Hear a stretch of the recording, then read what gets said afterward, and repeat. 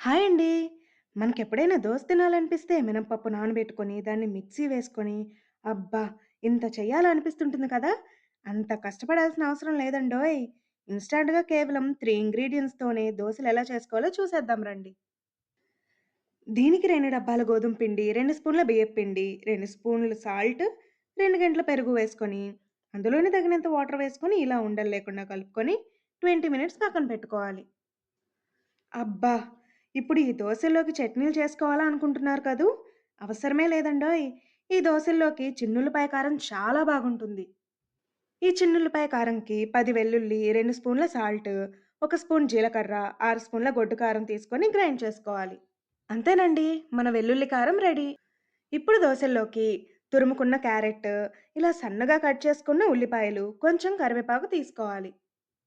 ఇప్పుడు స్టవ్ మీద పాన్ పెట్టుకొని మంటను మీడియం ఫ్లేమ్‌లోకి అడ్జస్ట్ చేసుకోవాలి. పెనం వేడెక్కిన తర్వాత ఇలా దోస వేసుకోవాలి. దోస మీద ఉల్లిపాయలు, క్యారెట్, కరివేపాకు, వెల్లుల్లి కారం, కొంచెం ఆయిల్ వేసుకొని కాల్చుకోవాలి. అంతేనండి. చట్నీతో కూడా పనిలేని ఇన్‌స్టాంట్ దోస రెడీ. దీన్ని వేడి వేడిగా సర్వ్ చేసుకొని తింటే ఆహా! అనిపిస్తుంది.